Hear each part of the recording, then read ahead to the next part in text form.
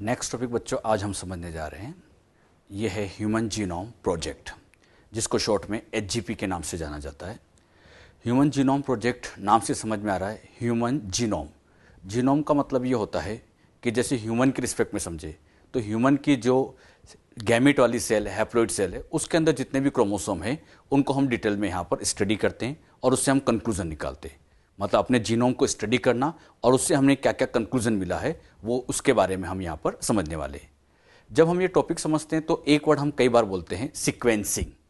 इस टॉपिक में बार बार हम सीक्वेंसिंग वर्ड बोलते हैं। अब ये सीक्वेंसिंग क्या होती है, पहले ये वर्ड आप अच्छे से क्लियर कीजिएगा। सीक्वेंसिंग समझ में आएगी तभी जाके हम आगे के वर्ड अच्छे से समझ पाते हैं। सीक्वेंसिंग का मतलब क्या होता है, मान लीजिए बच्चों यहाँ पर ये कोई डीएनए है, ये डीएनए है। इस डीएनए के अंदर नाइट्रोजन बेस की हम बात करें तो कई सारे यहाँ पर नाइट्रोजन बेस होंगे तो 4 टाइप के, A, G, C, T, लेकिन उसकी सीक्वेंस कुछ भी हो सकती है। अगर मैं आपसे पूछूं कि यहाँ पर जो पहला नाइट्रोजन बेस होगा, यहाँ पर जो फर्स्ट नाइट्रोजन बेस होगा वो कौन सा होगा, तो इन 4 में से कुछ भी हो सकता है। वो A भी हो सकता है, G भी हो सकता है, C भी हो सकता है, T भी हो सकता है। ये हमें पता करना है। डीएनए के ऊपर कोई वो सीक्वेंस लिखी तो होती नहीं है, हमें वो सीक्वेंस पता करना, और ये सीक्वेंस का पता करना इसी को कहा जाता है सीक्वेंसिंग। जैसे यहां पता किया तो यहां पर पहला नाइट्रोजन बेस हमें पता चला और वो मान लीजिए A है। हमने सीक्वेंस की पहला क्या पता चला, A है। अब बताओ अगला कौन सा होगा, तो अगला कोई भी हो सकता है। 4 ऑप्शन है, A, G, C, T, कुछ भी हो सकता है। मान लीजिए पता किया और अगला यहां पर फिर से हमें A पता चला, क्या ऐसा हो सकता है? यस हो सकता है। A के बाद वापस A भी आ सकता है। फिर हमने अगले न्यूक्लियोटाइड को पता किया तो सपोज करिए वो G वाला था, तो इस तरह से पहला A, फिर G, फिर नेक्स्ट कौन सा है, मान लीजिए पता किया वो C है। तो ऐसी यहां पर सीक्वेंस पता करना, इसी को कहा जाता है सीक्वेंसिंग। वर्ड समझना अच्छे से, सीक्वेंसिंग का मतलब सीक्वेंस पता करना। तो डीएनए के ऊपर ऐसे नाइट्रोजन बेस की सीक्वेंस पता करना, यही सीक्वेंसिंग कहलाता है। तो ह्यूमन जीनोम प्रोजेक्ट में जैसे ही मैं बोलूं सीक्वेंसिंग, समझ में आ जाएगा यह सीक्वेंस पता करना है। ह्यूमन जीनोम प्रोजेक्ट ये एक मेगा प्रोजेक्ट है और ये काफी एम्बिशियस प्रोजेक्ट है। इस प्रोजेक्ट से काफी कुछ कंक्लूजन मिले हैं जो हमें काफी फायदा भी करते हैं। सबसे पहले बात आती है कि ये प्रोजेक्ट कब स्टार्ट किया गया। प्रोजेक्ट की अगर हम स्टार्टिंग की बात करें तो ये स्टार्ट हुआ था 1990। इस प्रोजेक्ट के अंदर आप लोगों को सारी इंफॉर्मेशन दी जाएगी। आप लोगों को ये इंफॉर्मेशन अच्छे से याद रखना है। मेन यहाँ इंफॉर्मेशन ही है, इसमें ज़्यादा समझने वाली बातें नहीं है, इसमें इंफॉर्मेशन है। तो आप लोग ये इंफॉर्मेशन याद रखें। ये सारी इंफॉर्मेशन एनसीईआरटी की है। एनसीईआरटी की इंफॉर्मेशन को आपको अच्छे से याद रखना है। तो पहला पॉइंट, स्टार्ट कब हुआ था ह्यूमन जीनोम प्रोजेक्ट, 1990। बात आती है कंप्लीशन, तो कंप्लीट हुआ था 2003 में। तो 1990 से शुरू होकर 2003 में कंप्लीट हुआ। तो कह सकते हैं अप्रोक्सीमेटली ये 13 ईयर का प्रोजेक्ट था। मतलब काफी बड़ा सा प्रोजेक्ट था, 13 साल ये प्रोजेक्ट चला था। अच्छा, ये प्रोजेक्ट ऑलमोस्ट 2003 में कंप्लीट हुआ था, फाइनल कंप्लीट नहीं हुआ था। 2003 तक अपने जीनोम के मैक्सिमम क्रोमोसोम स्टडी कर लिए गए। सारे क्रोमोसोम की स्टडी करनी थी, मैक्सिमम क्रोमोसोम की स्टडी कर ली गई, लेकिन एक क्रोमोसोम बच गया था और वो था chromosome number first. Chromosome first काफी बड़ा होता है तो उसको स्टडी करने में काफी टाइम लगा और उसकी स्टडी कंप्लीट हुई थी मई 2006 में। ये याद रखना, सारे क्रोमोसोम में से किसकी स्टडी सबसे लास्ट में हुई, क्रोमोसोम नंबर फर्स्ट की स्टडी सबसे लास्ट में हुई और ये कंप्लीट हुई थी मई 2006 के अंदर। ह्यूमन जीनोम प्रोजेक्ट के अंदर जो क्रोमोसोम स्टडी किए गए तो वो 23 नहीं बल्कि 24 थे। तो यहां पे 24 क्रोमोसोम को स्टडी किया गया था। इन 24 क्रोमोसोम में से ऑटोसोम की बात करें तो 22 थे और 2 यहां पर सेक्स क्रोमोसोम्स थे। तो 22 autosome plus 2 sex chromosome total हो गए 24 और इन 24 क्रोमोसोम को स्टडी किया गया। जैसे बच्चों आप ऐसे समझिएगा, ये क्रोमोसोम नंबर 1 है और ये भी क्रोमोसोम 1 है। ये 1 तो कहलाते हैं होमोलोगस क्रोमोसोम। अच्छा, इसी तरह से यहां पर ये 2 है, इसी तरह से ये 3 है। ऐसे यहां पर डिप्लॉइड सेल के अंदर ऐसे 2 की फॉर्म में ये क्रोमोसोम प्रेजेंट होंगे। ऐसे अगर हम चलते जाए तो यहां तक पहुंच गए 22 और ये 22। अब बताइए 1 से लेके 22 ये और 1 से लेके 22 ये, 22 प्लस 22 टोटल हो गए 44 और इन्हीं 44 को मिला के कहेंगे हम ऑटोसोम्स। ये तो बन गए ऑटोसोम। अब जो रिमेनिंग जो क्रोमोसोम बचे हैं वो कहलाते हैं सेक्स क्रोमोसोम। अगर फीमेल में समझा जाए तो फीमेल में सेक्स क्रोमोसोम XX होते हैं, ये बच्चों किसकी सेल की बात की जा रही है? फीमेल। फीमेल को रिप्रेजेंट करने के लिए इस तरह से यहां पे बना दिया जाता है। तो फीमेल की सेल में XX क्रोमोसोम होंगे, लेकिन अगर मेल की सेल है तो वहां X और Y होंगे। तो मेल की सेल में X और Y क्रोमोसोम होंगे, और ये XX, XY इनको कहा जाता है सेक्स क्रोमोसोम। ये सेक्स क्रोमोसोम है। फीमेल में XX होंगे और मेल में XY होंगे। अब सबसे मेन बात, अगर हम इस क्रोमोसोम 1 की स्टडी करें, बहुत ध्यान सुनना, इस क्रोमोसोम 1 की स्टडी करें और इस 1 की स्टडी करें, बात तो एक ही है। क्योंकि इस क्रोमोसोम पे यहां पे जो जीन होगी, इस क्रोमोसोम पे सेम लोकस पर, सेम जगह पे सेम ही जीन होती है। अरे इन 1 पे सेम ही जीन होती है।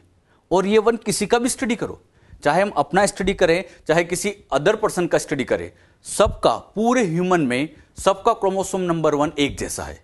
तो किसी का भी आप एक क्रोमोसोम 1 स्टडी करें, मतलब इस 1 को स्टडी करो या इस 1 को, बात एक ही है। तो इन 1 में से केवल एक 1 को स्टडी किया गया, इसको स्टडी नहीं किया गया। मतलब यहां पे बच्चों इसको स्टडी नहीं किया गया, केवल यहां पर एक 1 को स्टडी किया। अब बताओ 2 में से कोई एक 2 स्टडी कर लो, बात वही है। तो यहां पर एक 2 को स्टडी किया गया, 3 में एक 3 को स्टडी किया गया। ऐसे हम चलते गए तो यहां पर इन 22 में से एक 22 को स्टडी किया गया। तो बताइए टोटल क्रोमोसोम ऑटोसोम कितने स्टडी हुए? 1 से लेकर 22, यानी 22 ऑटोसोम को स्टडी किया गया। अब यहां बताइएगा इस X क्रोमोसोम की स्टडी करें या इस X की, बात तो एक ही है, क्योंकि X तो X ही है। तो दोनों में से किसी भी एक X की स्टडी यहां पर करेंगे, यानी एक X की स्टडी होगी फीमेल में। अब बताओ मेल में क्या करें? मेल में क्या X और Y दोनों की स्टडी करें? अगर हम इस X की बात करें, मेल के X की बात करें और फीमेल के X क्रोमोसोम की बात करें, तो ये तो सेम ही होता है। ऐसा नहीं कि मेल का X क्रोमोसोम अलग है, फीमेल का X क्रोमोसोम अलग है, सेम ही है। और खास बात, मेल में ये जो X क्रोमोसोम आता उसकी मदर से ही है। अरे मदर वाला X ही बच्चों में पहुंचता है। तो इस X की स्टडी करो या इस X की, बात तो एक ही है, X तो X ही होगा बेटे। तो यहां पर दोनों में से किसी एक X को यहां स्टडी कर लिया गया। तो बताइए अब यहां पर X और Y को स्टडी करेंगे, क्योंकि Y की जीन अलग होगी और X की जीन अलग होगी। तो X अलग से स्टडी करेंगे और Y को अलग से स्टडी करेंगे। तो टोटल सेक्स क्रोमोसोम कितने हो गए? 2। तो बताइए ऑटोसोम तो हो गए 22 और सेक्स क्रोमोसोम हो गए 2, तो टोटल हो गए 24। बच्चे इसमें बहुत गलती करते हैं। ह्यूमन जीनोम प्रोजेक्ट में कितने क्रोमोसोम स्टडी किए गए? तो याद रखना 23 नहीं 24 को स्टडी किया गया, क्योंकि X को अलग स्टडी किया गया था और Y को अलग स्टडी किया गया था। तो ये जो इंफॉर्मेशन है सब याद रखना। 1990 में शुरू हुआ, 2003 तक ऑलमोस्ट कंप्लीट हुआ। क्रोमोसोम 1 की स्टडी सबसे लास्ट में कंप्लीट की गई, जो मई 2006 में कंप्लीट हुई थी। टोटल 24 क्रोमोसोम स्टडी किए गए। बात समझ में? अच्छा, ये जो प्रोजेक्ट था ये एक मेगा प्रोजेक्ट है। ये एक मेगा प्रोजेक्ट है। बात आती है ह्यूमन जीनोम प्रोजेक्ट को मेगा प्रोजेक्ट क्यों कहते हैं, इसे हम समझते हैं। मेगा प्रोजेक्ट इसलिए कहा जाता है क्योंकि इसमें बहुत ज्यादा पैसा खर्च हुआ था, और बहुत पैसा खर्च हुआ इसीलिए इसको मेगा प्रोजेक्ट कहा गया। इसमें कितना खर्चा लगा होगा उसकी एक एस्टिमेट कॉस्ट हम निकाले। अगर हम ह्यूमन जीनोम में बेस पेयर की बात करें तो 3 × 10⁹ बेस पेयर होते हैं, सभी जानते हैं। जीनोम की बात करें तो जीनोम में इतने बेस पेयर होते हैं। अच्छा, जीनोम में इतने बेस पेयर है तो cost of sequencing of required पर बेस, एक बेस की सिक्वेंसिंग पता करना है कितने $? $3 का खर्चा लगता है। इसको आप ऐसे समझिएगा, मान लीजिए बच्चों ये डीएनए है। अब इस डीएनए पर हमें सीक्वेंस पता करनी है। जैसे ही मैंने कहा सीक्वेंस पता करनी, मतलब पहला नाइट्रोजन बेस कौन सा है वो पता करना है। अब बात आती है वो पता कैसे किया जाए। अगर यहां पहले नाइट्रोजन बेस को पता करना चाहते, पहले को पता करना चाहते, तो ये अपने आप पता नहीं चलता। इसको पता करने के लिए खर्चा करना पड़ता है, और यहां पर एक बेस को पता करने में $3 का खर्चा लगेगा। मतलब यहां $3 का खर्चा करो, और जैसे $3 का खर्चा करोगे ये नाइट्रोजन बेस कह देगा आई एम एडेनिन। मतलब एक नाइट्रोजन बेस पेयर का पता करने में $3 का खर्चा लगता है। अच्छा, अगला नाइट्रोजन बेस पेयर कौन सा है बताइए, कैसे पता करें? वही खर्चा करना पड़ेगा। कितने $? $3। जैसे इसके ऊपर $3 लागे, ये यहां पर कह देगा आई एम ग्वेनिन। मतलब एक एक को पता करने में $3 का खर्चा लगता जा रहा है। अब यहां पे कैलकुलेशन करें। हमारे जीनोम में होते हैं 3.3 × 10⁹ बेस पेयर। हम अप्रोक्स वैल्यू लेते हैं 3 × 10⁹ बेस पेयर, और यहां पर कितने $? का खर्चा हुआ? 3। यहां पर एक के लिए $3 इतने बेस पेयर है, एक के लिए 3 का खर्चा हुआ, तो टोटल सोल्व किया जाए तो ये अप्रोक्सीमेटली 9 × 10⁻9 इतना खर्चा होगा। मतलब ये खर्चा कोई छोटा मोटा नहीं, बहुत बड़ा खर्चा था। 10⁻9 इतने खर्चे होने थे। और ये खर्चा कैसे निकाला? इतने बेस पेयर थे, एक के लिए $3 खर्च होते हैं तो हम निकाल सकते हैं। तो यहां पर अगर हम टोटल कॉस्ट निकाले तो ये अप्रोक्सीमेटली यहां पर निकलेगी $3 बिलियन। इतने पैसे यहां पर खर्च होने वाले थे। मतलब यहां पे कोई छोटा मोटा खर्चा नहीं, बहुत बड़ा खर्चा होने वाला था। क्लियर? अच्छा, साथ ही साथ ये जो प्रोजेक्ट है, इस प्रोजेक्ट को अगर हम बुक में लिखना चाहें तो हमारे जीनोम में इतने बेस पेयर है, अपने जीनोम के अंदर इतने बेस पेयर है। अब ये जितने भी बेस पेयर है, जैसे हमें पता चलेंगे, हमें इसको कहीं ना कहीं बुक्स में लिखना पड़ेगा। अरे कहीं ना कहीं स्टोर तो करना पड़ेगा। अच्छा, बुक्स में स्टोर करने के लिए मैंने क्या किया, मान लीजिए एक बुक ली, इस बुक के अंदर टोटल 1000 पेजेस है, बुक के अंदर टोटल 1000 पेजेस है। अब मैंने क्या किया, इस बुक के पहले पेज पे लिखना चालू किया। जैसे जैसे सीक्वेंस पता चलती जाएगी बुक में लिखते जाएंगे। बताओ, पहले क्या पता चला? ए, तो ए लिख दिया। जी पता चला तो जी लिख दिया। ऐसे हम बुक्स में ऐसे नाइट्रोजन बेस लिखते जाएंगे। पहले पेज पर ऐसे ए, जी, सी, सी, सी ऐसे लिखते जाएं, 1000 लेटर लिखेंगे। पहले पेज पर 1000 लेटर, अगले पेज पर 1000 लेटर, अगले पेज पर 1000, अगले पर 1000, हर पेज पे से 1000 लेटर लिखते जाएंगे। अब यहां पर इस पूरी बुक में कितने थे? 1000 पेजेस थे।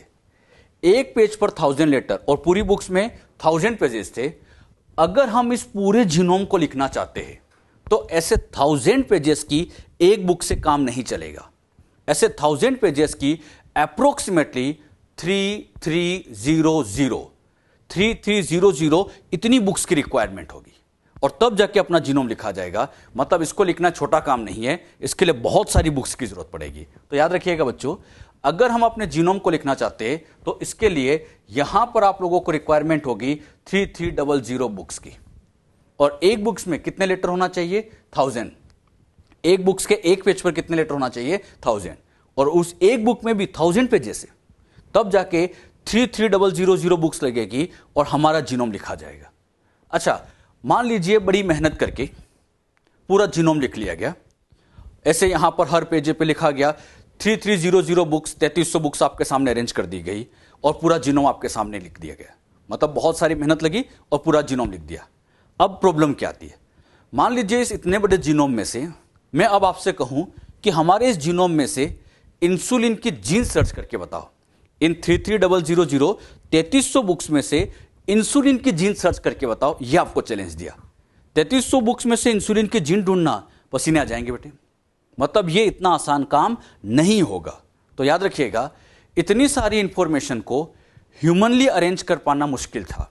तो इसीलिए इस इंफॉर्मेशन को स्टोर किया जाता है कंप्यूटर के अंदर। और यहां पर बायोलॉजी के अंदर कंप्यूटर की एक नई ब्रांच को डेवलप किया गया था और उस ब्रांच का नाम था बायो इन्फॉर्मेटिक्स। यह भी याद रखना, ह्यूमन जीनोम प्रोजेक्ट में रिक्वायरमेंट हुई कि इतने डेटा को कैसे स्टोर किया जाए, कैसे उस डेटा को एनालिसिस किया जाए, तो इसके लिए बायो इन्फॉर्मेटिक्स की जरूरत की। बायो इन्फॉर्मेटिक्स ये बायोलॉजी की ऐसी ब्रांच है जिसमें हम कंप्यूटर का यूज करते हैं और कंप्यूटर में ही अलग अलग सॉफ्टवेयर बना के इन डेटा को स्टोर करते हैं और उनका एनालिसिस करते हैं। तो डेटा को स्टोर करना, एनालिसिस करने के लिए बायोलॉजी में एक कंप्यूटर का यूज किया गया और उसी ब्रांच को कहा गया बायो इन्फॉर्मेटिक्स। तो बायो इन्फॉर्मेटिक्स क्या होता है, यह भी आप लोग अच्छे से ध्यान रखें। और बायो इन्फॉर्मेटिक्स की जरूरत क्यों पड़ी, समझ में आए बेटे? क्योंकि इस ह्यूमन जीनोम प्रोजेक्ट से हमें बहुत सारी इंफॉर्मेशन मिल रही थी। क्योंकि इतने सारे बेस पेयर की इंफॉर्मेशन मिल रही है, इस इंफॉर्मेशन को बुक्स में लिखना संभव नहीं था, इसलिए इसको कंप्यूटर में स्टोर किया गया। और आप जानते हैं कंप्यूटर में स्टोर करना बहुत आसान है, और आसान होने के साथ साथ अगर किसी जीन को सर्च करना तो वो और आसान है। जैसे मान लीजिए कंप्यूटर में मैंने टाइप किया जीन ऑफ इंसुलिन, बड़े इजीली आप उसके जीन को सर्च कर सकते हैं। विद इन मिनट आप इंसुलिन की जीन सर्च कर सकते हैं। बुक्स में सर्च करना बहुत मुश्किल था, लेकिन कंप्यूटर में सर्च करना, एनालिसिस करना आसान होता है, और इसीलिए बायो इन्फॉर्मेटिक्स को डेवलप किया गया। जो बात यहां समझाई, क्लियर हुई? तो ये एक मेगा प्रोजेक्ट था और इस प्रोजेक्ट की वजह से ही बायो इन्फॉर्मेटिक्स को डेवलप करना पड़ा। क्लियर? नेक्स्ट पॉइंट, ये बच्चों एक मेगा प्रोजेक्ट है। तो ये प्रोजेक्ट इंडिया ने तो स्टार्ट नहीं किया होगा, क्योंकि इसमें बहुत पैसा लग रहा था, तो ये इंडिया ने स्टार्ट नहीं किया था। तो बात आती है फिर इस प्रोजेक्ट की शुरुआत किसने की थी। इस प्रोजेक्ट को स्टार्ट करने का काम, जो 13 साल का प्रोजेक्ट था, इसका काम यूएस के, बहुत इंपॉर्टेंट, यूएस के department of energy and national institute of health, department of energy और नेशनल इंस्टीट्यूट ऑफ हेल्थ, दो ऐसे इंस्टीट्यूट थे, दोनों ने मिलकर, कहां के इंस्टीट्यूट है, यूएस के, तो यूएस के इन दोनों इंस्टीट्यूट ने मिलकर ह्यूमन जीनोम प्रोजेक्ट को लॉन्च किया था। और यह बहुत ही एम्बिशियस प्रोजेक्ट था जो कि 13 साल में कंप्लीट होने वाला था। जब इन्होंने इस प्रोजेक्ट में यहां पर कॉस्ट निकाली, तो इन दोनों को पता चला कि इसमें तो बहुत ज्यादा पैसा खर्च हो रहे हैं। 1990 की बात करें, उस टाइम जब इन्होंने पता किया तो बहुत ज्यादा पैसा खर्च हो रहा है। तो इन्होंने सोचा कि किसी और को फिर अपना पार्टनर बनाना पड़ेगा। तो बाद में इन्होंने यहां पर वेलकम ट्रस्ट, यूके का वेलकम ट्रस्ट, उसको एक मेजर पार्टनर बनाया गया। अच्छा, जब यूके के वेलकम ट्रस्ट, ये एक इंस्टीट्यूट है वेलकम ट्रस्ट, इस इंस्टीट्यूट को भी जब पार्टनर बनाया गया, तब भी लग रहा है कि पैसा तो और चाहिए और इसमें टाइम भी बहुत लग रहा था। तो फिर सोचा गया कि क्यों ना अदर कंट्री की हेल्प ली जाए, और फिर बाद में इसमें सपोर्ट करने के लिए, एडिशनल कंट्रीब्यूशन देने के लिए अदर कंट्री आई, जैसे यहां पे Japan, France, Germany, China, in other country ने भी इसमें सपोर्ट किया था। तो आप लोग ये ध्यान रखना, प्रोजेक्ट की शुरुआत यूएस के डिपार्टमेंट ऑफ एनर्जी और एनआईएच ने की थी, बाद में यूके का वेलकम ट्रस्ट इसका पार्टनर बना, और बाद में China, Japan, France, Germany, in other countries ने भी इसमें कंट्रीब्यूशन दिया था, अपना सपोर्ट दिया था। मतलब इस प्रोजेक्ट को कंप्लीट करने में कई कंट्रीज की हेल्प ली गई। ये केवल अमेरिका की हेल्प, अमेरिका की वजह से नहीं हुआ था, इसमें अदर कंट्रीज ने भी अपना सपोर्ट दिया था। क्लियर? अच्छा, जब ये प्रोजेक्ट लॉन्च हुआ था तो इस प्रोजेक्ट के क्या क्या गोल्स थे, goals of human genome project. Human genome project के क्या क्या गोल्स हैं, अब इनको हमें समझ में आना चाहिए। अच्छा, गोल से मतलब यह है कि जब भी कोई प्रोजेक्ट लॉन्च करते हैं, मान लीजिए किसी कंपनी ने कोई प्रोजेक्ट शुरू किया, तो जब वो अपना प्रोजेक्ट शुरू करती है तो उसके कुछ ना कुछ टारगेट तो होते हैं कि हम ये प्रोजेक्ट क्यों करना चाहते हैं। तो ह्यूमन जीनोम प्रोजेक्ट जब 1990 में लॉन्च किया जा रहा था, तो साइंटिस्ट लोगों ने इस प्रोजेक्ट को लॉन्च करने के लिए कि हमें क्या क्या करना है, इसके लिए एक मीटिंग बुलाई, और उस मीटिंग में इन्होंने डिसाइड किया कि हमें क्या क्या करना है। ह्यूमन जीनोम प्रोजेक्ट में सबसे पहला जो काम करने वाला था, यह था सारे के सारी जीन्स को पता करना। अच्छा, स्टार्टिंग में जब पता किया गया तो उन्हें लगता था कि जीन्स के नंबर 20,000, 25,000 जो भी होगी, ये जीन्स हमें पता करनी थी। तो स्टार्टिंग में तो जीन्स पता ही नहीं थी। तो साइंटिस्ट लोगों का पहला टारगेट ये था कि हमारे जीनोम में टोटल जीन्स कितनी है। जब बच्चों ये प्रोजेक्ट नहीं हुआ था, उससे पहले जब साइंटिस्ट लोगों से पूछते थे कि हमारे बॉडी में कितनी जीन्स है, तो अलग अलग साइंटिस्ट अलग अलग जवाब देते थे। कोई तो कहता था कि हमारे अंदर 50,000 जीन्स होनी चाहिए, कोई कहता था लाखों में होनी चाहिए क्योंकि इतना बड़ा शरीर है। तो अलग अलग साइंटिस्ट अलग अलग जवाब देते थे। लेकिन जब human genome project final complete हो गया तो हमें एग्जैक्ट पता चलता है कि हमारे अंदर जीन्स कितनी है। वो एग्जैक्ट कितनी होती है वो भी आप लोग को आगे में बताऊंगा। तो ध्यान रखिएगा, इस प्रोजेक्ट को लॉन्च करने का पहला टारगेट क्या था, जीन्स पता करना कि हमारे अंदर कितनी जीन्स है।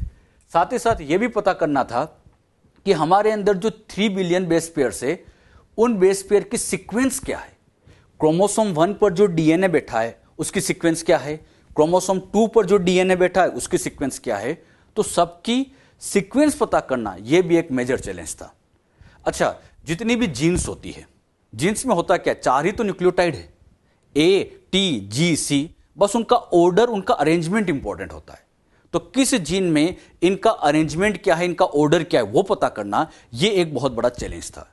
तो ह्यूमन जीनोम प्रोजेक्ट में सारे बेस पेयर पता करने थे, उनकी सीक्वेंस पता करनी थी कि क्या क्या जीन में इनकी सीक्वेंस होती है। साथ ही साथ ये जितनी भी इंफॉर्मेशन मिलेगी, साइंटिस्ट लोगों को 1990 में पता चल गया था कि इंफॉर्मेशन तो हमें बहुत मिलने वाली है। तो जितनी इंफॉर्मेशन हम मिलेंगे, अब इस इंफॉर्मेशन को स्टोर कैसे करें। साइंटिस्ट लोगों को क्या चैलेंज मिला, डेटा को स्टोर कैसे किया जाए। और इसी डेटा को स्टोर करने के लिए फिर बायोलॉजी में कंप्यूटराइज ब्रांच को डेवलप किया गया। नाम बताओ, बायो इन्फॉर्मेटिक्स। अरे बायो इन्फॉर्मेटिक्स इसीलिए तो डेवलप किया गया था क्योंकि डेटा बहुत मिलने वाला था, उसे स्टोर कैसे किया जाए। अच्छा, मान लीजिए डेटा स्टोर कर भी ले, कंप्यूटर में स्टोर कर ले, अब उसमें किसी चीज को सर्च करना है, किसी चीज को एनालिसिस करना है, तो वो कैसे किया जाए। तो उसको एनालिसिस करने के लिए टूल्स बनाए गए। टूल्स मतलब सॉफ्टवेयर बनाए गए। तो कंप्यूटर में उन्होंने डिफरेंट डिफरेंट टाइप के सॉफ्टवेयर बनाए। सॉफ्टवेयर बनाने का पर्पस था कि हम पर्टिकुलर जीन को आसानी से सर्च कर पाए। तो क्या किया गया, सबसे पहले तो डेटा को कैसे स्टोर किया जाए उसके बारे में सोचा गया। उन डेटा को स्टोर करने के बाद एनालिसिस कैसे किया जाए उसके बारे में भी सोचा गया। और इन दोनों को ध्यान में रख के ही बायो इन्फॉर्मेटिक्स को डेवलप किया गया। इसी की वजह से फिर बायो इन्फॉर्मेटिक्स को डेवलप किया गया। अच्छा, एक बात मुझे बताइए, यहां ये जितनी भी इंफॉर्मेशन मिल रही है, जितनी भी इंफॉर्मेशन यहां मिलेगी, इस इंफॉर्मेशन को क्या कंप्यूटर में पड़ा रहने दे कि इंफॉर्मेशन मिल गई कंप्यूटर में इसको सजा के रख दें? तो फिर बात आती है इस इंफॉर्मेशन से हमें करना क्या है। हां, यहां एक बहुत बड़ा चैलेंज यह था कि जितनी भी इंफॉर्मेशन मिलेगी इस इंफॉर्मेशन को हमें कहीं ना कहीं इंडस्ट्रीज लेवल पे ट्रांसफर करना है।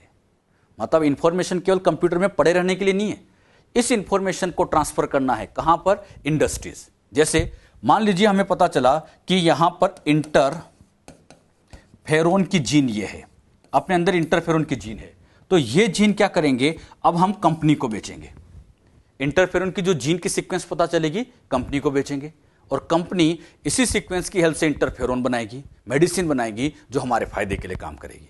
तो ध्यान रखना, इस इंफॉर्मेशन को इंडस्ट्रीज लेवल पर ट्रांसफर करना है जिससे डिफरेंट डिफरेंट मेडिसिन बनाई जाए जो ह्यूमन के फायदे के लिए काम आ सके। यह भी ध्यान रखा गया था कि इंफॉर्मेशन को हमें इंडस्ट्रीज लेवल पर भी ट्रांसफर करना होगा। साथ ही साथ यहां पर यह जो पूरा प्रोजेक्ट बनाया गया था, यह प्रोजेक्ट पूरी तरह से एथिकल रखना था। 1990 में साइंटिस्ट लोगों ने सोच लिया था कि प्रोजेक्ट पूरी तरह से एथिकल होगा। एथिकल से मतलब है नैतिक। नैतिक मतलब हमें इस प्रोजेक्ट को इस तरह परफॉर्म करना है कि इससे किसी को भी नुकसान नहीं होना चाहिए। मतलब हमें कोई इस तरह की जीन पता चल भी जाती है जो नुकसान कर सकती है, तो ऐसा नहीं कि उसको हम कंपनी को दें, मतलब उस जीन को कहीं ना कहीं ब्लॉक करना पड़ेगा। कहने की बात इतनी सी है, यह प्रोजेक्ट इस तरह से करना है कि किसी भी पर्सन को नुकसान नहीं करना है, किसी भी पर्सन को नुकसान नहीं करना है, अदर ऑर्गेनिज्म को भी हार्म नहीं करना है। ऐसा नहीं कि अपने जीन उठा के दूसरे ऑर्गेनिज्म में डालो और उससे उसकी डेथ हो जाए, तो यह भी गलत है। यानी प्रोजेक्ट पूरी तरह से एथिकल रखना है, साथ ही साथ यह प्रोजेक्ट लीगल रखना है। लीगल से मतलब यह है कि इस प्रोजेक्ट को कानून के दायरे में काम करना है। मतलब लॉ में जो जो बातें की गई कि आप ह्यूमन पर इतनी रिसर्च कर सकते, तो हमें वहीं तक काम करना है। मतलब पूरा प्रोजेक्ट लीगल तरीके से किया जाएगा, और साथ ही साथ सोशल इशू को ध्यान में रख के काम करना है। सोशल इशू मतलब ह्यूमन के फायदे के लिए काम करना है। तो प्रोजेक्ट पूरी तरह से कैसा है, एथिकल है, नैतिक है, किसी को हार्म नहीं करना है, लीगल है, कानून के दायरे में काम किया जा रहा है, और ह्यूमन के फायदे के लिए काम किया जा रहा है। सोशल इशू को ध्यान में रख के प्रोजेक्ट लॉन्च किया गया। एथिकल का E, लीगल का L, सोशल इशू का SI।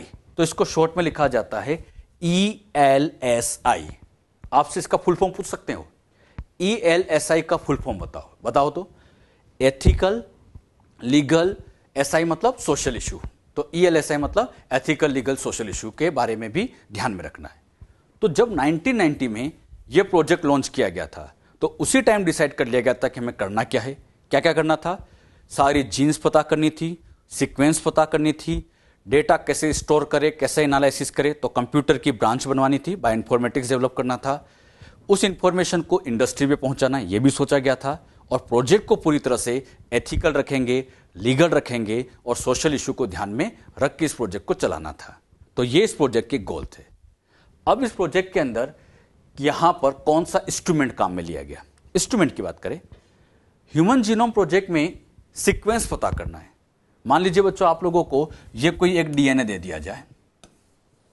अब इस डीएनए में पहला नाइट्रोजन बेस कौन सा है, दूसरा कौन सा है, सीक्वेंस पता करनी है। अब यह सीक्वेंस कैसे पता करें, तो सीक्वेंस का पता करने के लिए एक इंस्ट्रूमेंट काम में लिया गया। उस इंस्ट्रूमेंट का नाम था ऑटोमेटेड डीएनए सीक्वेंसर। यहां एक इंस्ट्रूमेंट काम में लिया गया, याद रखना क्या नाम था उसका, ऑटोमेटेड डीएनए सीक्वेंसर। और यह मशीन पूरी तरह से सेंगर प्रिंसिपल पे बेस्ड थी। अच्छा, सेंगर ये वही साइंटिस्ट है जिन्होंने प्रोटीन के अंदर अमाइनो एसिड किस ऑर्डर में लगे होते हैं उसके बारे में समझाया था। और उन्होंने क्या किया था, जैसे मान लीजिए कोई प्रोटीन है, अब इस प्रोटीन के अंदर तो ये ऐसे अमाइनो एसिड होंगे। अच्छा, ये अमाइनो एसिड है, ये अमाइनो एसिड है, ये अमाइनो एसिड है, ये अमाइनो एसिड है, इनको जोड़ दिया जाए तो प्रोटीन बन जाता है। अब इस प्रोटीन में पहला अमीनो एसिड कौन सा है, दूसरा कौन सा है, तीसरा कौन सा है, इसको पता करने के लिए सेंगर साहब ने एक प्रिंसिपल बनाया था, और सेंगर साहब ने जो प्रिंसिपल यहां बनाया था वही इस मशीन में काम में लिया जाता है। यह मशीन बच्चों कुछ इस तरह से होती है। यह ऑटोमेटेड डीएनए सीक्वेंसर मशीन है, और यह मशीन किसके प्रिंसिपल पे काम करती है? सेंगर प्रिंसिपल पे काम करती है। अब इस मशीन में क्या करते हैं, मान लीजिए इस डीएनए को सीक्वेंस करना है, ध्यान समझना, जिस भी डीएनए को सीक्वेंस करना है वो इस मशीन में डाल दिया जाएगा। यहां पर इस मशीन के अंदर इसको डाल देंगे, मतलब जिस भी डीएनए को सीक्वेंस करना था वो डीएनए यहां पर ऐसे मशीन के अंदर डाल दिया, मशीन में डालते जाएंगे। अच्छा, यहां डालने के बाद अब इस मशीन को कंप्यूटर से लिंक कर दिया जाता है, मतलब ये जो मशीन थी इसको यहां पर ऐसे कंप्यूटर के साथ लिंक कर दिया गया। ये automated DNA sequencer machine link with the computer. अच्छा, अब ये डीएनए जैसे जैसे ऐसे नीचे की तरफ चलता जाएगा, इस कंप्यूटर के अंदर यहां पर ऐसे अलग अलग कलर के ऐसे पीक बनते जाएंगे, मतलब ये डीएनए ऐसे नीचे की तरफ जा रहा होगा इस मशीन के अंदर ही, मशीन के अंदर जैसे जैसे नीचे की तरफ जाता जाता है यहां पर ऐसे अलग अलग कलर के पिक्स बनते हैं। अगर यहां पर मान लीजिए रेड कलर आ गया, कौन सा? रेड कलर, तो समझाने के लिए लिया कि ये एडेनिन है। साइंटिस्ट लोग क्या करते हैं, कलर देखते हैं, रेड कलर आ गया मतलब एडेनिन। अगला कलर निकाला, जैसे डीएनए नीचे जा रहा है यहां कलर साइटोसिन आया, जैसे ही कलर ब्लू आया मतलब समझ जाओ कि साइटोसिन है। अगला कलर यहां पे उन्हें पता चला कि ये ब्लैक आ रहा है, तो ब्लैक आते समझ जाना है कि ग्वानिन को रिप्रेजेंट कर रहा है। यहां पर अगला कलर जो है समझाने के लिए लिया कि ये ग्रीन है, और ग्रीन आते ही यहां पर थाइमिन है, समझाने के लिए। रेड कलर आ गया तो एडेनिन, ब्लू आ गया तो साइटोसिन, ब्लैक आ गया तो ग्वानिन, ग्रीन आ गया तो थाइमिन। अब बताना, ये डीएनए नीचे गया, जैसे ये नीचे गया यहां पर फिर से कलर आया। बताओ, इस कलर को देख के बताओ कौन सा न्यूक्लियोटाइड है, किसका? ग्वानिन, तो यहां पर अगला ग्वानिन आ गया। अच्छा, फिर यहां पर देखा गया कौन सा कलर आ रहा है? रेड, रेड आ गया मतलब एडेनिन है। अच्छा, फिर यहां पर देखा गया ग्रीन आया मतलब थाइमिन है। फिर यहां पे कलर देखा गया ब्लू आ रहा है मतलब साइटोसिन है। फिर यहां कलर देखा गया रेड आ रहा है मतलब एडेनिन है। अच्छा, ये डीएनए से नीचे चलता जाएगा मशीन में, ये मशीन में से नीचे जाता जाएगा, और जैसे जैसे डीएनए नीचे जाता जाएगा यहां आप लोगों को ऐसे कलर दिखते जाएंगे। फिर यहां पर ऐसे कलर दिखा, कौन सा आ रहा है? ग्रीन, और ग्रीन दिखते ही समझ जाना कि थाइमिन है। अब बताओ, इस डीएनए की पहले हमें सीक्वेंस पता नहीं थी, लेकिन अब आप यहां सीक्वेंस बता सकते हो। पहला नाइट्रोजन बेस कौन सा है? A C G T G A T C A T, ये बच्चों सीक्वेंस पता चलती जा रही है, मतलब मशीन में डीएनए चलता जाएगा और कंप्यूटर पे हमें उसकी सीक्वेंस पता चलती जाएगी। और इस मशीन का नाम बोलो, ऑटोमेटेड डीएनए सीक्वेंसर मशीन। और ये मशीन किसके प्रिंसिपल पे काम करती है? सेंगर। अच्छा, ये जो मशीन होती है, इस मशीन की एक प्रॉब्लम है। प्रॉब्लम ये होती है कि ये बड़े डीएनए को सीक्वेंस नहीं कर पाता, मतलब ऐसे डीएनए का छोटा फ्रेगमेंट है सीक्वेंस कर देगा, लेकिन अगर बड़ा डीएनए इंटर करा दो तो ये एरर दे देता है कि ये बड़ा डीएनए हमसे सीक्वेंस नहीं हो पाएगा। तो इस मशीन की क्या प्रॉब्लम? छोटे डीएनए की सीक्वेंसिंग करा देता है, बड़े डीएनए को ये सीक्वेंस नहीं कर पाता। तो ध्यान रखना, ये मशीन काम में लेते हैं जिसका नाम ऑटोमेटेड डीएनए सीक्वेंसर मशीन है। अब बात आती है यहां पर कौन सी मेथड अप्लाई की गई? मेथडोलॉजी। ह्यूमन जीनोम प्रोजेक्ट में कौन सी मेथड अप्लाई की गई थी समझिएगा। यहां पर पहली मेथड लगाई गई थी ईएसटी, ये वेरी इंपॉर्टेंट है, इस पर नीट में क्वेश्चन आ चुका है तो बहुत अच्छे से ध्यान रखना। पहली मेथड लगाई गई थी ईएसटी, और दूसरी मेथड लगाई गई थी सीक्वेंस एनोटेशन। अच्छा, ईएसटी क्या होता है? ईएसटी का full form expressed sequence tag. Express sequence tag का मतलब होता है identify all the genes that express as RNA. RNA की फॉर्म में जो एक्सप्रेस होते हैं उसी को कहा जाता है ईएसटी, मतलब जो डीएनए का पार्ट एक्सप्रेस होगा वो ईएसटी होता है। अभी हम समझाएंगे इसको। सीक्वेंस एनोटेशन का मतलब होता है जिसमें होल डीएनए की सीक्वेंसिंग करते हैं, पूरे डीएनए को सीक्वेंस कर लेना, इसे कहा जाता है सीक्वेंस एनोटेशन। अब इसको आप ध्यान समझो, एक एक करके समझते हैं। पहले ईएसटी क्या है, आपको समझाने के लिए ये डीएनए को ड्रॉ किया। इस डीएनए में मान लीजिए ये पार्ट नॉन कोडिंग है, ये पार्ट मान लीजिए कोडिंग है, ये पार्ट नॉन कोडिंग है। अच्छा, कोडिंग पार्ट उसको कहते हैं जो एक्सप्रेस होता है। एक्सप्रेस होता है मतलब हाँ, आरएनए बनाता है, प्रोटीन बनाता है, तो इस कोडिंग पार्ट से यहां बना आरएनए, यहां बना प्रोटीन, मतलब आरएनए प्रोटीन बना रहा है, मींस एक्सप्रेस हो रहा है, तो ये यहां पर एक्सप्रेस हो रहा है। तो जो पार्ट एक्सप्रेस हो रहा है, जो पार्ट, यही पार्ट एक्सप्रेस हो रहा है, यहां से लेके यहां तक का पार्ट एक्सप्रेस हो रहा है, तो जो पार्ट एक्सप्रेस हो रहा है उसकी सीक्वेंस पता करना, मतलब इस पार्ट की सीक्वेंस पता कर लेना, वही मशीन में डाल के इतने से पार्ट को लो, मशीन में डालो और उसकी सीक्वेंस पता कर लेना, यह कहलाता है ईएसटी। मुझे इतना बताओ, ईएसटी में पूरे डीएनए की सीक्वेंसिंग करते हैं या केवल कोडिंग पार्ट? हां, केवल और केवल कोडिंग पार्ट की सीक्वेंसिंग करना, यही ईएसटी कहलाता है। और ये जो कोडिंग पार्ट है इसी को हम एक तरह से कह सकते हैं जीन। अरे यही तो जीन है, क्योंकि आरएनए बना रहा है, तो जीन वाले पार्ट की सीक्वेंस पता करना यही कहलाता है ईएसटी। पूरा डीएनए नहीं, केवल जीन वाला पार्ट। अब यहां पर क्या किया जाता है, सीक्वेंस एनोटेशन के अंदर कोडिंग नॉन कोडिंग सब कुछ था। अब सीक्वेंस क्या करें, यहां से शुरू करें, यहां से शुरू करें और यहां से लेके एंड तक चलते जाएं, एंड तक, मतलब पूरे डीएनए की सीक्वेंसिंग करें, यानी whole DNA sequencing, whole DNA. तो पूरे डीएनए की सीक्वेंस करना यही कहलाता है सीक्वेंस एनोटेशन। बात समझ में? दोनों में क्या डिफरेंस है, क्लियर हुआ? अच्छा, ईएसटी क्या होती है? ईएसटी वो पार्ट है जिसमें केवल कोडिंग पार्ट को पता करते हैं, लेकिन इसमें तो होल डीएनए की सीक्वेंसिंग पता करते हैं।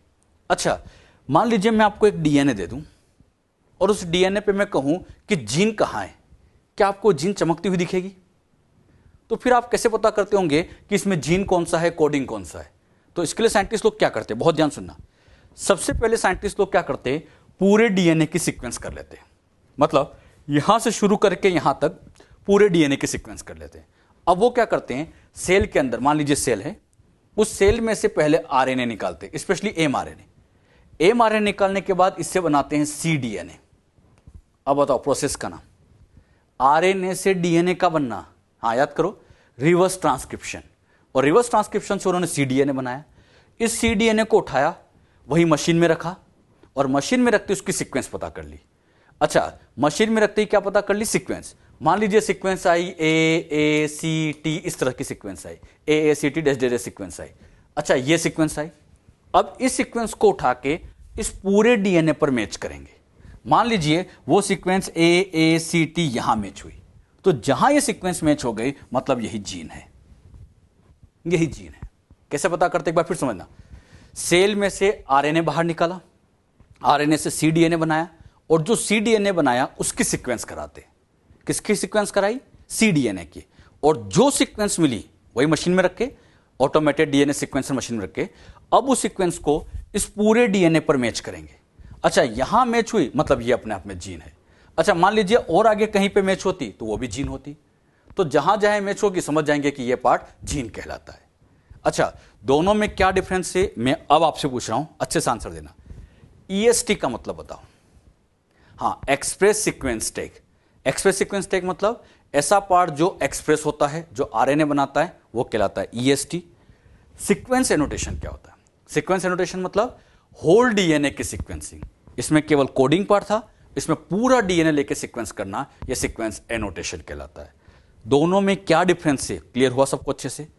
अच्छा, आपको समझाने के लिए यहां पे बच्चों ये एक बड़ा सा डीएनए लिया गया, यहां एक बड़ा सा डीएनए लिया गया। अब इस बड़े से डीएनए को सबसे पहले आरी से काटा गया। किससे काट दिया, आरी से। आरी से कट करने के बाद इसके यहां पर कई फ्रेगमेंट्स बन गए।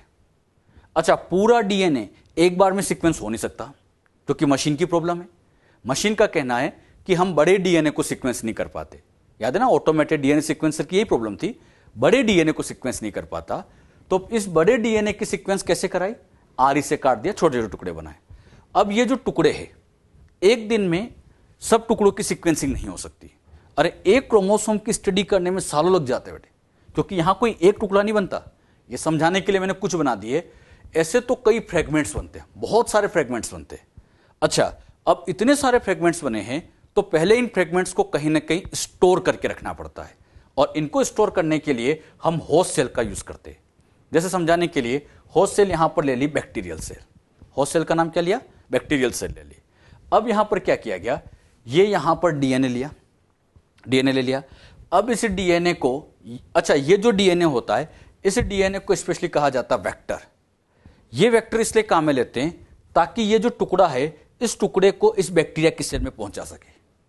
ये डीएनए का टुकड़ा अपने आप इस सेल में नहीं जा सकता, तो इसको अंदर पहुंचाने के लिए यहां पर एक स्पेशल डीएनए की जरूरत पड़ती है जिसे कहा जाता वेक्टर। अगर ये बैक्टीरिया में पहुंचाना है तो जो वेक्टर काम में लेंगे उसका नाम बीएससी। बीएससी का full form bacterial artificial chromosome. BSC का full form bacterial artificial chromosome. अब ये बैक्टीरियल आर्टिफिशियल क्रोमोसोम क्या करता है, इसके साथ इसको जोड़ा जाता है।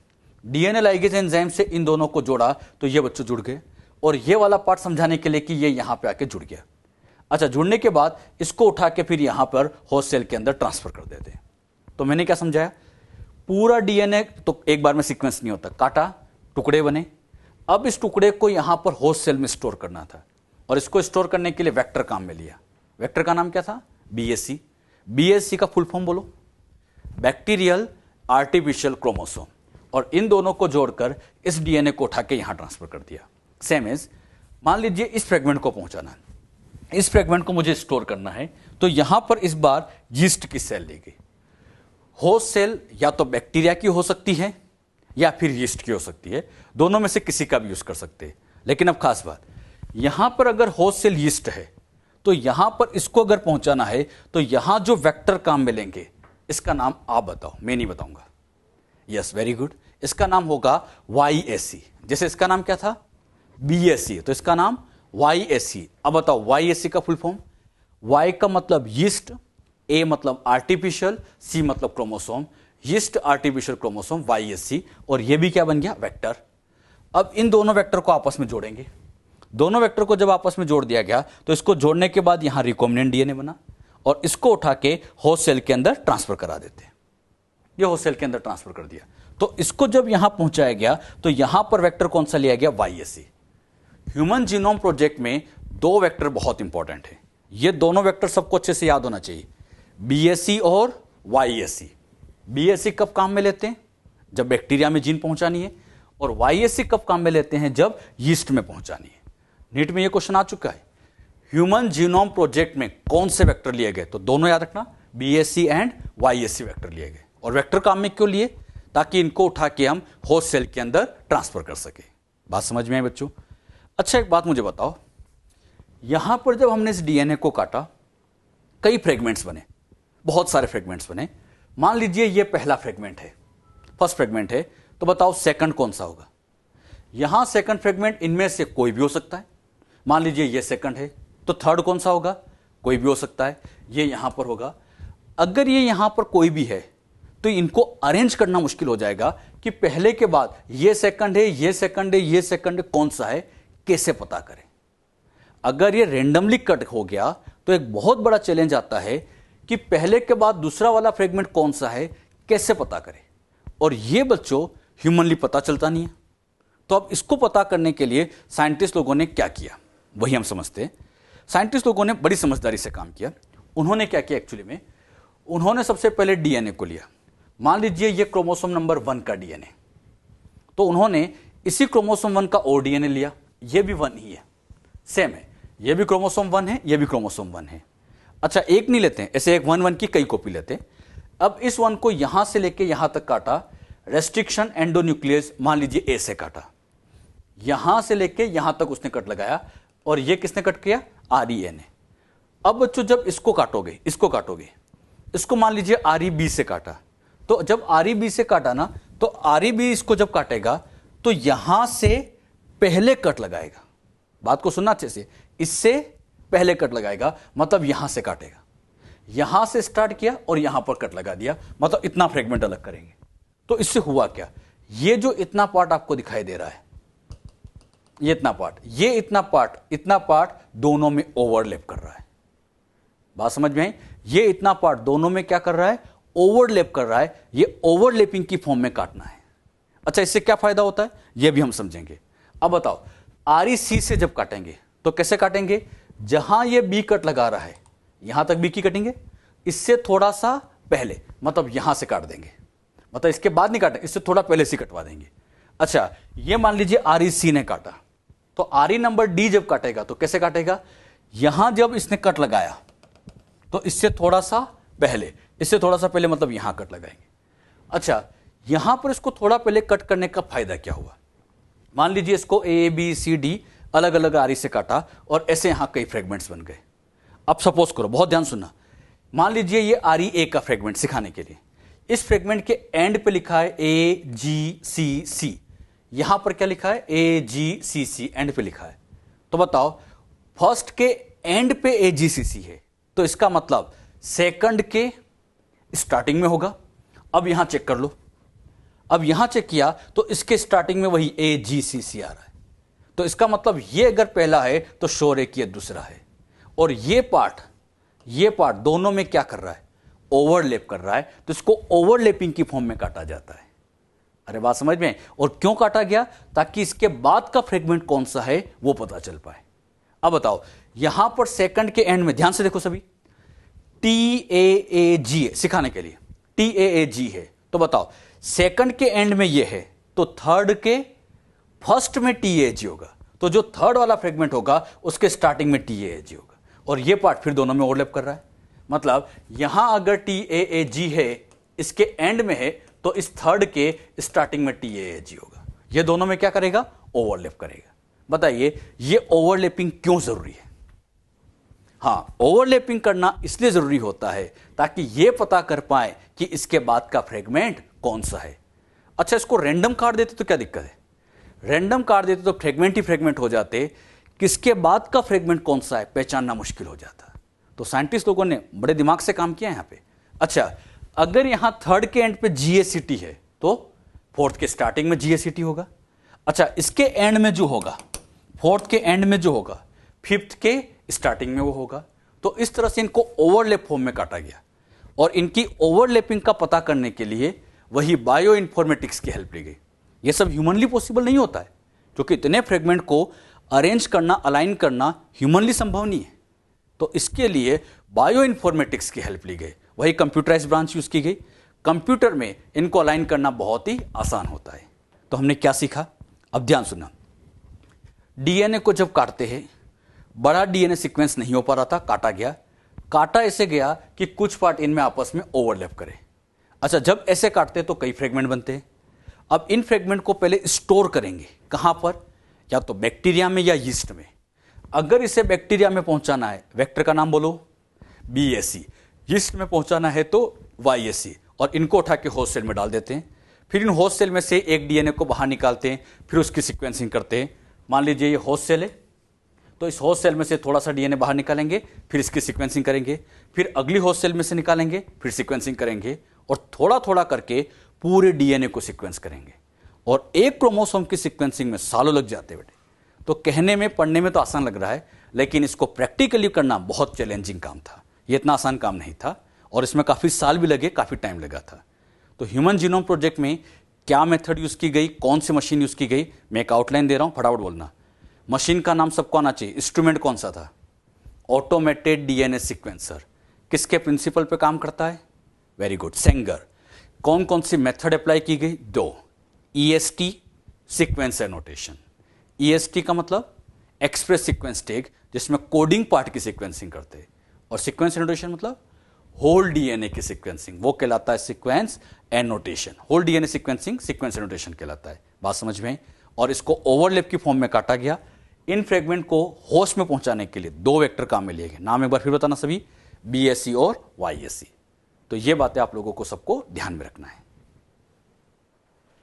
ह्यूमन जीनोम प्रोजेक्ट जब कंप्लीट हो गया 2003 में, फाइनल कंप्लीट हुआ था 2006 में, तो उसके बाद क्या कंक्लूजन निकाले गए, मतलब उससे हमें क्या क्या इन्फॉर्मेशन मिली है, वो इन्फॉर्मेशन हम समझते हैं।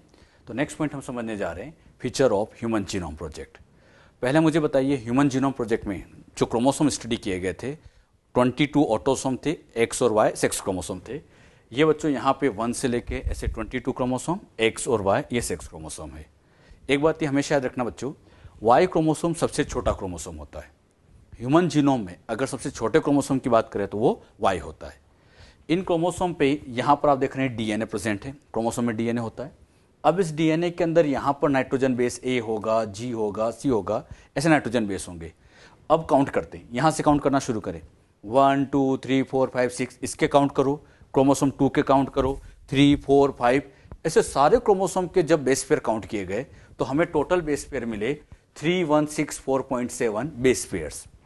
इसको हम अप्रोक्सीमेटली कह सकते हैं 3 into 10⁹ base pair, 3 into 10⁹ base pair. तो अपने जीनोम में 3 इंटू 10⁹ बेस पेयर होते हैं, ये सबको याद भी रखना है, ये डेटा इंपॉर्टेंट भी होता है। अच्छा, ये डेटा हमें कहाँ से मिला? तो ये ह्यूमन जीनोम प्रोजेक्ट से ही मिला। जब ह्यूमन जीनोम प्रोजेक्ट पूरा किया गया तो हमें यह भी पता चला कि अपने जीनोम में इतने बेस पेयर होते हैं। अब बात आती है कि अपने जीनोम के अंदर यहाँ जीन कितनी होगी। जीन किसको कहते हैं? क्रोमोसोम का एक छोटा पार्ट। इस क्रोमोसोम का ये छोटा पार्ट जो आरएनए बनाता है क्या कहलाता है बच्चों? जीन। ये छोटा पार्ट जीन है। इसी तरह से ये जीन है। एक क्रोमोसोम पर एक जीन होती है बहुत सारी, तो आप जानते हैं एक क्रोमोसोम पे तो कई जीन हो सकती है। तो ये भी जीन है, ये भी जीन है, ये भी जीन है, ये भी जीन है, यहां पर ये जीन है, ऐसी ये जीन होती है। ये बच्चों क्रोमोसोम 1 पर ऐसी बहुत सारी जीन है। अच्छा, क्रोमोसोम 2 हो गए, इस पे भी जीन होगी। क्रोमोसोम नंबर 3 पर जीन, 4 पर जीन, 22 पे जीन, एक्स पर जीन है, वाई पर जीन है, सारे क्रोमोसोम पर ऐसे जीन लगी हुई। ये जो छोटा छोटा पार्ट मैंने ड्रॉ किया हुआ है ये जीन है। अच्छा, अब इन जीन को काउंट करें, यहां से काउंट करना शुरू करें। 1 2 3 4 5 सारे क्रोमोसोम की जब टोटल जीन्स को काउंट किया गया तो यहां पर हमें जीन्स की टोटल नंबर मिली 30,000। तो ये भी याद रखना है, ह्यूमन जीनोम में जीन कितनी होती है? 30,000। एस्टिमेट जीन पता की गई 30,000 होते। पहले के साइंटिस्ट अलग अलग जवाब देते थे, लेकिन ह्यूमन जीनोम प्रोजेक्ट से फाइनली पता चला कि हमारे अंदर 30,000 जीन है। कुछ नहीं कहा जाए, आपसे पूछा जाए ह्यूमन जीनोम में कितनी जीन? 30,000। अब मेरा क्वेश्चन, ये 30,000 जीन एक क्रोमोसोम की है या सबकी मिला के? हाँ, इन सारी क्रोमोसोम की मिला के, इन सबकी मिला के 30,000 है। ये नहीं सोचना कि इस एक क्रोमोसोम पे ही, इन सारे क्रोमोसोम पर मिला के 30,000 जीन होती है। अच्छा, बात आती है इन 30,000 में से सबसे ज्यादा जीन कौन से क्रोमोसोम पर है? तो अगर हम मोस्ट जीन्स की बात करें, सबसे ज्यादा जीन्स की बात करें, तो ये क्रोमोसोम नंबर 1 पर होती है। क्रोमोसोम नंबर 1 पर 2968 जीन है, ये याद रखना सबको। क्रोमोसोम 1 पर 2968 जीन होती है। जैसे ये 1 gene, 2 gene, 3 gene, 4 gene, 5 gene, यहां तो मैंने 5 बनाई है, लेकिन ऐसे बनाते जाओ तो यहां पर 2968 इतनी जीन्स होती है। किस पर? क्रोमोसोम नंबर 1 पर। अच्छा, इन 30,000 में से मैक्सिमम जीन क्रोमोसोम 1 पर है, यह भी याद रखना है। सबसे ज्यादा जीन क्रोमोसोम 1 पर है। तो बात आती है इन सब में फिर सबसे कम जीन किसके पास है? सबसे कम जीन की बात करें तो वो इस क्रोमोसोम वाई के पास होती है। अगर हम फ्यूएस्ट जीन की बात करें तो ये क्रोमोसोम वाई पर होती है और इस पे 231। क्रोमोसोम वाई बहुत छोटा सा है, इस छोटे से वाई पर भी 231 है, मतलब छुटका सा वाई क्रोमोसोम, उसके ऊपर भी 231 जीन होती है। तो एक क्रोमोसोम पर एक दो नहीं, बहुत सारी जीन होती है। ये इंफॉर्मेशन याद रखना है। मोस्ट जीन फर्स्ट पे है, मिनिमम जीन वाई पे होती है। क्लियर? अच्छा, ये जितनी भी जीन्स होती है, इन जीन्स में लार्जेस्ट जीन कौन सी है? 30,000 जीन को स्टडी किया जाए, ये टोटल 30,000 जीन है। अब सबसे बड़ी जीन कहां लगी है? तो सबसे बड़ी जीन होती है डिस्ट्रोफिन प्रोटीन की, जिसके अंदर 2.4 मिलियन बेसेस होते हैं। 2.4 मिलियन बेसेस, इतने बेसेस इसके अंदर होते हैं, और ये जीन सबसे बड़ी जीन है। बात आती है जीन कहां लगी है, तो जो सबसे बड़ी जीन होती है ये क्रोमोसोम नंबर X पे लगी होती है। आप देख रहे हैं क्रोमोसोम X पे ये एक बड़ी सी जीन है, बहुत बड़ी जीन है। अच्छा, ये जो जीन है इससे डिस्ट्रोफिन प्रोटीन बनाता है, और ये जो जीन होती है सबसे बड़ी जीन होती है। तो सबसे बड़ी जीन क्रोमोसोम नंबर X पर लगी हुई है, ये याद रखना बच्चों। मैं 3 क्वेश्चन पूछ रहा हूं, गड़बड़ नहीं करना। मैक्सिमम जीन क्रोमोसोम 1 पर है, मैक्सिमम जीन क्रोमोसोम 1 पर है, मिनिमम जीन Y पर है, लेकिन लार्जेस्ट जीन की बात करें, सबसे बड़ी जीन की बात करें तो क्रोमोसोम नंबर X पर होती है, और उस जीन का नाम है डिस्ट्रोफिन। अच्छा, ये डिस्ट्रोफिन जीन डिस्ट्रोफिन प्रोटीन बनाता है जो कि मसल्स के डेवलपमेंट में हेल्प करता है। तो मसल के डेवलपमेंट में डिस्ट्रोफिन प्रोटीन जरूरत पड़ती है, और वो जीन क्रोमोसोम नंबर X पे लोकेटेड होती है। क्लियर? तो ये बात भी आपको ध्यान रखना है। नेक्स्ट पॉइंट आता है एवरेज जीन में कितने बेस पेयर होते हैं। एवरेज जीन से क्या मतलब है? अच्छा, इस जीन में होते हैं, इस जीन के अंदर 2.4 मिलियन बेसेस, इस जीन के अंदर 2.4 मिलियन बेसेस है। अब बताओ, क्या इस जीन में भी 2.4 मिलियन है? नहीं है, तो कम ज्यादा हो सकते हैं। तो हम एवरेज निकाले कि एक जीन में कितने बेस पेयर है, तो एवरेज वैल्यू निकाली जाए तो 3000 आती है। ऐसे समझिएगा, मान लीजिए इस जीन के अंदर 2000 बेसेस है, और इस जीन के अंदर 4000 बेसेस है। इसमें 2000 है, इसमें 4000 है। अब इन दोनों का एवरेज निकाला जाए तो 4000 2000 कितने हो गए 6000। कितनी जीन का एवरेज निकाल रहा हूं 2 का, तो इसका आंसर आ गया 3000। तो मुझे एक बात बताओ, हर जीन में क्या 3000 बेस है? नहीं। अरे 3000 से ज्यादा भी हो सकते हैं तो कम भी हो सकते हैं, कम ज्यादा हो सकते हैं। ये 3000 तो क्या है, एवरेज है। एवरेज निकाला जाए कि हाँ इसमें कम है किसी में ज्यादा है, एवरेज निकाला गया तो ये वैल्यू आ जाती है। तो ये भी आपको याद रखना है। अगर हम फंक्शन की बात करें तो हमारे अंदर ओवर 50% जीन के फंक्शन अभी भी अननोन है। Very important. अपने अंदर टोटल जीन कितनी थी 30,000। उन 30,000 का 50% निकाला जाए, कितना हुआ 15,000। तो 15,000 जीन्स के फंक्शन अभी भी नॉन नहीं है, पता ही नहीं है कि वो जीन क्या करती है। जैसे इस जीन का फंक्शन आपको पता है, डिस्ट्रोफिन प्रोटीन बनाता है, लेकिन ये जीन क्या कर रही है, ये जीन क्या कर रही है। अभी भी ऐसी बहुत सारी जीन है, मोर देन 50% जीन ऐसी है जिसके फंक्शन अभी भी पता नहीं है कि वो जीन अपनी बॉडी में क्या फंक्शन कर रही है। तो यह भी याद रखना है, मैक्सिमम जीन के फंक्शन अभी नॉन नहीं है, अभी हमें पता नहीं है। क्लियर? अच्छा, हमारे अंदर कोडिंग पार्ट बहुत कम होता है, लेस देन 2%। याद है सबको? कोडिंग पार्ट बहुत कम होता है, लेस देन 2% होता है। ज्यादातर पार्ट नॉन कोडिंग होता है जो कि 98% पार्ट है। तो कोडिंग पार्ट बहुत कम है, ये लेस देन 2% अपने जीनोम का होता है। ये सारी बातें याद रखना। लार्जेस्ट जीन डिस्ट्रोफिन की है, एवरेज जीन 3000 होते हैं, 50% से ज्यादा के फंक्शन अभी नॉन नहीं है, कोडिंग पार्ट लेस देन 2% होता है। क्लियर? अच्छा, features of human genome project में अगला पार्ट आता है रिपीटेटिव सीक्वेंस। हमारे जीनोम में बहुत सारा डीएनए ऐसा होता है जिनमें कोई ना कोई सीक्वेंस बार बार रिपीट करती रहती है, मतलब form large portion of human genome. Repetitive sequence याद है? जैसे मान लीजिए ये डीएनए है, यहां एक सीक्वेंस ATGC लिखी, फिर लिखा ATGC, फिर लिखा ATGC। तो ऐसी सीक्वेंस बार बार रिपीट करे तो उसी को कहते हैं रिपीटेटिव सीक्वेंस। और ये रिपीटेटिव सीक्वेंस हमारे जीनोम का लार्ज पोर्शन होता है। अब मैं क्वेश्चन पूछ रहा हूं, रिपीटेटिव डीएनए से कौन सा प्रोटीन बनता है? हाँ, ये किसी भी प्रोटीन को कोड नहीं करते। तो याद रखना, ये रिपीटेटिव सीक्वेंस जो होती है किसी भी प्रोटीन को कोड नहीं करते। और जब ये यहां पर रिपीट करता है तो रिपीट, जैसे मैंने 3 टाइम्स लिखा है, तो ऐसे बहुत सारे टाइम होता है, ये 100 to 1000 टाइम तक रिपीट कर सकता है। अच्छा, और ये किसी भी तरह के प्रोटीन को कोड नहीं करता, इनके पास प्रोटीन की इंफॉर्मेशन नहीं होती है। अच्छा, बात आती है रिपीटेटिव पे प्रोटीन बनाने की इंफॉर्मेशन नहीं है, तो फिर अपने इसको जीनोम में रखा क्यों जाता है? रिपीटेटिव सीक्वेंस का हमें यह फायदा मिलता है कि इससे हम क्रोमोसोम की स्ट्रक्चर, डायनेमिक्स और इवोल्यूशन में रिपीटेटिव सीक्वेंस का यूज कर सकते हैं। तो रिपीटेटिव सीक्वेंस कहां काम आते हैं? क्रोमोसोम की स्ट्रक्चर मेंटेन में। जैसे इसको ऐसे समझिएगा, ये बच्चों आपको समझाने के लिए मैंने क्रोमोसोम को ड्रॉ किया। अब इस क्रोमोसोम के ऊपर यहां पर ये डीएनए लगा हुआ है, ऐसे क्रोमोसोम के ऊपर यहां पर ऐसे डीएनए लगा होता है, ऐसे यहां पर इस तरह का ये डीएनए अटैच है। अब क्रोमोसोम का ये जो एंड पार्ट होता है, इस एंड पार्ट को टीलोमियर कहते हैं। सेल बायोलॉजी में आपको पढ़ाया जाता है, क्रोमोसोम के एंड पार्ट को क्या कहा जाता है? टीलोमियर। इधर भी बच्चों ये क्रोमोसोम का एंड पार्ट क्या कहलाता है? टीलोमियर। और ये जो टीलोमियर्स होते हैं दोनों साइड पर, इन टीलोमियर पर कोई सीक्वेंस ऐसे बार बार रिपीट करती रहती है, जैसे ATGC ऐसी सीक्वेंस जो होती है ना, ऐसे रिपीट करती रहती है।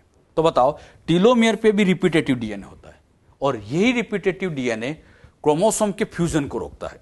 मतलब ये रिपीटेटिव डीएनए की वजह से क्रोमोसोम फ्यूज नहीं कर पाते, तो क्रोमोसोम की स्ट्रक्चर को मेंटेन करने में, क्रोमोसोम की स्ट्रक्चर मेंटेन करने में ये रिपीटेटिव डीएनए काम आता है। तो रिपीटेटिव डीएनए का फायदा क्या है? क्रोमोसोम की स्ट्रक्चर मेंटेन करना है। साथ ही साथ इसे हम डीएनए फिंगरप्रिंटिंग में यूज कर सकते हैं। याद करिए, डीएनए फिंगरप्रिंटिंग पूरी तरह से रिपीटेटिव डीएनए पे बेस्ड होते हैं, मतलब इसके डायनेमिक रोल होते हैं।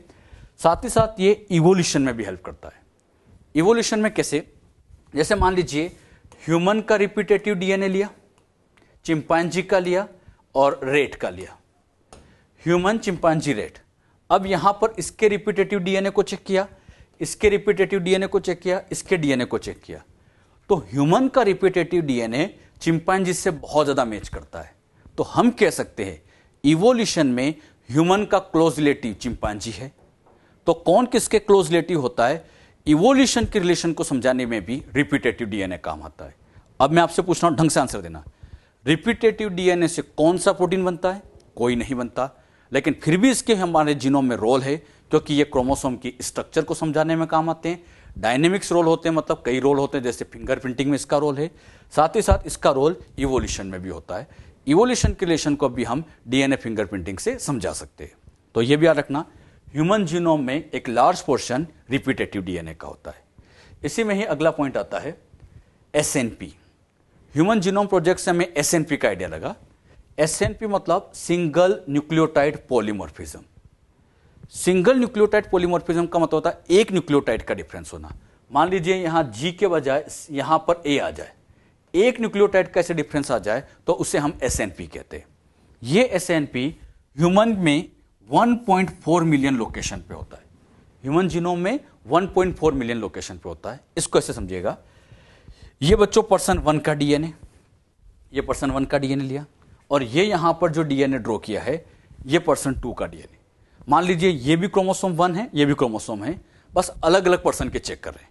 अच्छा, इन क्रोमोसोम को जब चेक किया तो यहां ए, यहां ए, यहां ए, यहां ए, लेकिन यहां सी है, यहां टी है।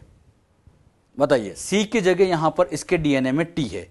मुझे बताओ कितने नाइट्रोजन बेस वेरी कर रहे हैं? एक ही तो वेरी कर रहा है। तो सिंगल न्यूक्लियोटाइड में वेरिएशन आई तो उसी को कहते हैं सिंगल न्यूक्लियोटाइड पॉलीमॉर्फिज्म। पॉलीमॉर्फिज्म का मतलब वेरिएशन। तो सिंगल न्यूक्लियोटाइड की वेरिएशन आ जाती है और इसी वेरिएशन को एसएनपी कहा जाता है।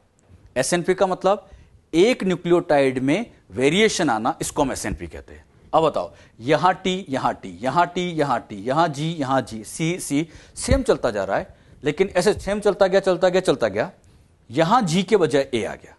तो यहां पर कितने न्यूक्लियोटाइड वेरी करे? इस जगह पे एक, और एक वेरी कर रहा है, मतलब ये भी एसएनपी है। इसी तरह से हम चलते गए, यहां पर भी फिर एक न्यूक्लियोटाइड वेरी कर रहा है, एसएनपी है। ऐसे एसएनपी यहां पर आप देखोगे इस जगह पे भी है, इस जगह पे भी है। तो ये एसएनपी एक जगह पे होते हैं बहुत सारे। अगर हम काउंट करें 1 2 3 4 5 ऐसे यहां पे काउंट करते जाए, 2% के डीएनए को, पूरे डीएनए को कंपेयर करें तो ये एसएनपी 1.4 मिलियन लोकेशन पे होता है। ये वैल्यू याद रखना, एसएनपी कितनी लोकेशन पे होता है? 1.4 मिलियन। समझाने के लिए मैंने यहां पर ये 4-5 बनाए, लेकिन ऐसे 4-5 नहीं होते, ये तो 1.4 मिलियन लोकेशन तक हो सकते। तो एसएनपी ऐसे कई जगहों पे होते हैं। ये बात भी आप अच्छे से ध्यान रखें। ये भी आपको याद रखना है कि एसएनपी 1.4 मिलियन लोकेशन पे होते हैं। तो ह्यूमन जीनोम प्रोजेक्ट से हमें क्या क्या पता चला? आउटलाइन, हमारे अंदर टोटल बेस पेयर 3 × 10⁹ है। हमारे अंदर जीन 30,000 है। मैक्सिमम जीन क्रोमोसोम 1 पे है, मिनिमम क्रोमोसोम Y पर है। सबसे बड़ी जीन क्रोमोसोम X पे लगी है, जो कि डिस्ट्रोफिन प्रोटीन की है। एक जीन में एवरेज 3000 बेस होते हैं। 50% जीन के फंक्शन अभी भी नॉन नहीं है। हमारे अंदर रिपीटेटिव डीएनए होता है, और साथ ही साथ 1.4 मिलियन लोकेशन पर एसएनपी होते हैं। यह सब हमें कहां पता चला? ह्यूमन जीनोम प्रोजेक्ट जब किया गया तो ये इंफॉर्मेशन की। अगर ह्यूमन जीनोम प्रोजेक्ट नहीं हुआ होता तो ये इंफॉर्मेशन हमें मिलती नहीं। हमारा जीनोम सीक्वेंस किया गया, बहुत अच्छी बात है, लेकिन अपनों से पहले कई अदर ऑर्गेनिज्म के भी जीनोम सीक्वेंस किए गए। किस किस के जीनोम सीक्वेंस किए गए, मॉड्यूल में पॉइंट लिखे हैं, तो आप इसको एक बार फटाफट समझ लीजिए। अगर हम अदर ऑर्गेनिज्म की बात करें, फर्स्ट प्रोकैरियोट्स की बात करें, जिसका जीनोम सीक्वेंस हुआ है, तो वो होता है हीमोफिलस इन्फ्लुएंजा। पहला प्रोकैरियोट जिसका जीनोम सीक्वेंस हुआ, first prokaryote Haemophilus influenza. First eukaryote जिसका जीनोम सीक्वेंस हुआ, यूकैरियोट की बात करें तो वो होता है सैकेरोमाइसिस सेरेवेसी। ये ह्यूमन से भी पहले की बात करें, ह्यूमन का जीनोम तो बाद में सीक्वेंस हुआ। अपनों से पहले इन ऑर्गेनिज्म का नंबर आ चुका है, इनके जीनोम सीक्वेंस कर चुके हैं। इसी तरह से फर्स्ट प्लांट जिसका जीनोम सीक्वेंस किया गया था वो था अरेबिडोसिस थैलियाना, स्मॉल मस्टर्ड प्लांट। इसी तरह से फर्स्ट एनिमल जिसका जीनोम सीक्वेंस हुआ गया था वो था सी एलिगेंस, जो कि एक निमेटोड है। तो इन ऑर्गेनिज्म के भी जीनोम सीक्वेंस हो गए। तो आपसे पूछा जाए, क्या ह्यूमन के अलावा अदर ऑर्गेनिज्म के जीनोम सीक्वेंस हुए? यस, हो चुके हैं। इसी तरह से राइस का जीनोम भी सीक्वेंस कर लिया गया है, ड्रोसोफिला का जीनोम भी सीक्वेंस कर लिया गया है।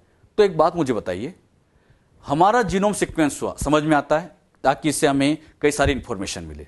हम इन अदर ऑर्गेनिज्म पर क्यों इंटरेस्टेड हैं? क्यों हम इन प्लांट का जीनोम सीक्वेंस कर रहे हैं, बैक्टीरिया का जीनोम सीक्वेंस कर रहे हैं, बताइए।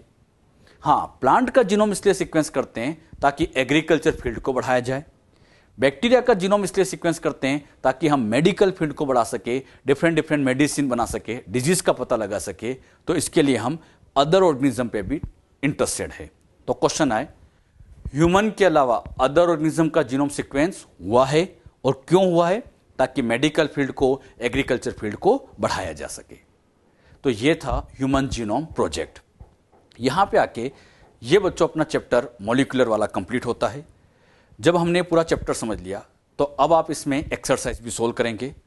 मॉड्यूल में exercise number 1, exercise number 2, exercise number 3, तीनों एक्सरसाइज आपको सोल्व करनी है। 1, 2, 3। पहले एक्सरसाइज 1 सोल्व करें, फिर 2 सोल्व करें। 3 वाली एक्सरसाइज में थोड़े कॉम्प्लिकेटेड क्वेश्चन होते हैं, लेकिन उनकी भी आप प्रैक्टिस जरूर करें। जितनी अच्छी प्रैक्टिस करेंगे उतना ही अच्छा चैप्टर और समझ में आता है। तो क्वेश्चनों की प्रैक्टिस भी आप साथ साथ करते रहे। क्लियर? तो जितना जितना हम पढ़ते जाएं, साथ साथ उसकी क्वेश्चन प्रैक्टिस भी आपको करनी है।